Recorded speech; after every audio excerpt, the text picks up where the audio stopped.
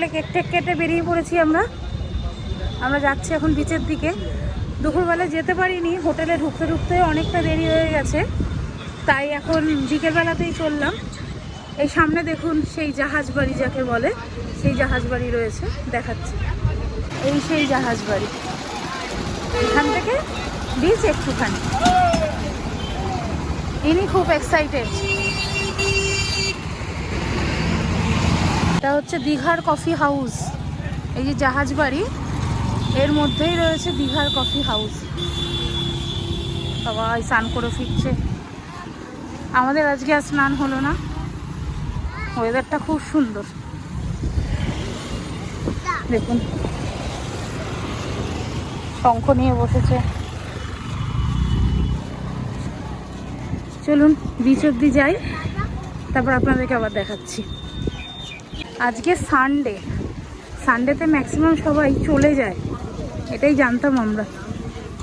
ভিড়টা একবার দেখুন, আমরা এখনো বিচ অব্দি পৌঁছাতে পারিনি। ভিড়টা একবার জাস্ট দেখুন আপনারা, এখান থেকে ভিড় দেখুন।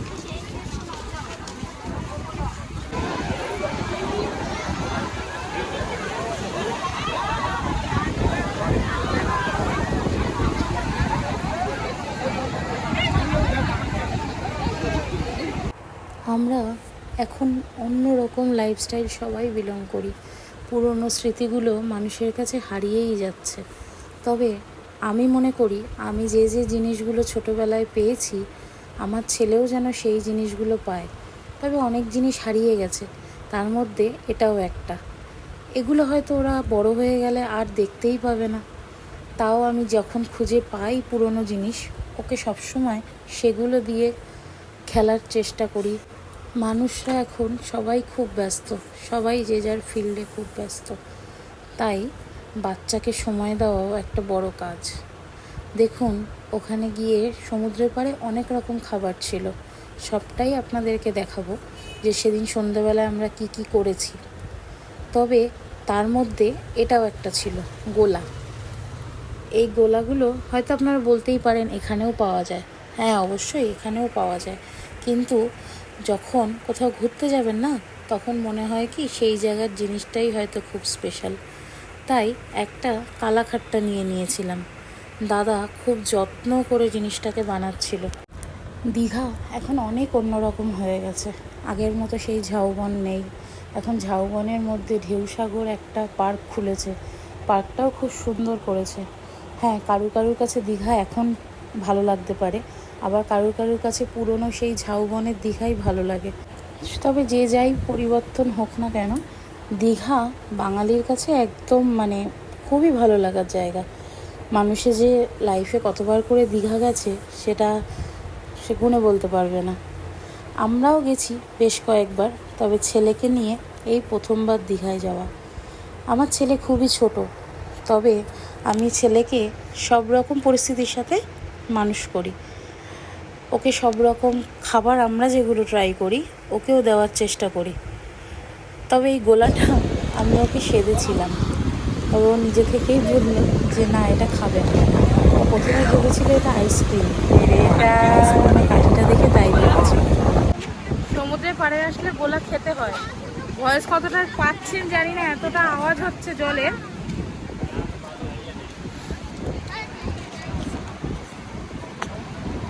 পুরো একদম গরমে রোদে হলে হেভি হতো, দারুণ খেতে।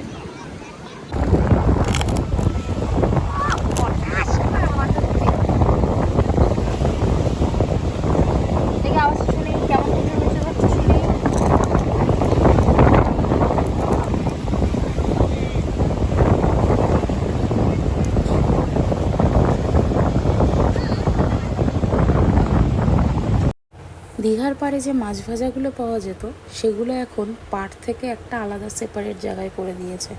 তার কারণ হলো অনেকের কাছেই এই মাছের স্মেলটা বা মাছ ভাজার স্মেলটা পছন্দ হতো না, তাই পাড়ে যারা বসে থাকে তাদের কোনোভাবেই এনারা বিরক্ত করেন না। এনাদের পোর্শনটা একদমই আলাদা। এখানে বিভিন্ন রকমের নোন আননোন মাছ পাওয়া যাচ্ছিল, সামুদ্রিক মাছ, স্কুইড পাওয়া যাচ্ছিল, অক্টোপাস পাওয়া যাচ্ছিল। দামটাও খুবই ভালো, তবে এদের টেস্টগুলো কিন্তু অসাধারণ হয়। আমরা ওখান থেকে নিয়ে নিয়েছিলাম একটা চিকেন রেশমি লেগ পিস, যাতে ছেলেও খেতে পারে সেটা। নিয়ে নিয়েছি একটা বড় লেগ পিস, খেয়ে দেখি।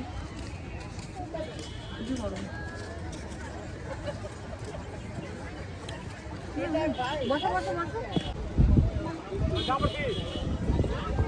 টেস্টি খেতে, বেশ ভালো খেতে। 120 টাকা একটা বড় লেগ পিস, 120 টাকা, ভালো। হ্যাঁ, পাপড়ি বানাচ্ছে, প্রিপারেশন করছে না।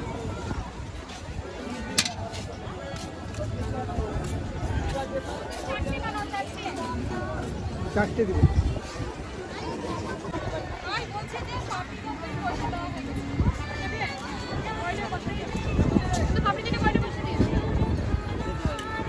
সমুদ্রের পাশে এই পাপড়ি চাটগুলো সত্যি কিন্তু আমাদের লোকাল দোকানের থেকে বেশ লোভনীয় হয়, বেশ টেস্টি হয় কিন্তু এই পাপড়ি চাটগুলো খেতে।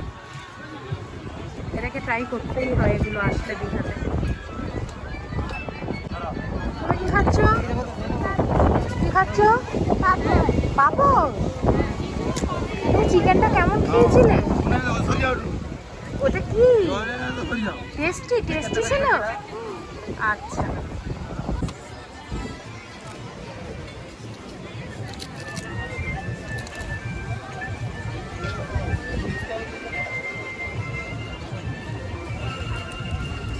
কেন বললাম বলুন তো সুন্দর? এই দেখুন, নারকেলের কুচি, আমাদের ওখানে দেয় না। চাটনিটা বানাতে খুব সুন্দর, বেশ ভালো খেতে পাপড়ি চাটগুলো এখানে। সমুদ্রের পাড়ে আসলে কি হলো, শেষ ফেলে দিয়েছো? সমুদ্রের পাড়ে আসলে এগুলো বেশ টেস্টি জিনিস, চুলমুল পুরো এলোমেলো হাওয়ায়। বিচের সাইডের খাবারগুলো খাওয়ার পর লাস্ট ছিল তার আবদারে গাড়ি চড়াতে হবে। বার্থডে বয়, তার উইশটুকু তো রাখতেই হবে, তাই তাকে লাস্ট গাড়ি চড়িয়ে ওই দিনের সন্ধেটা সুন্দরভাবে কাটিয়েছিলাম আমরা। আরও ভিডিও সামনেই আসছে।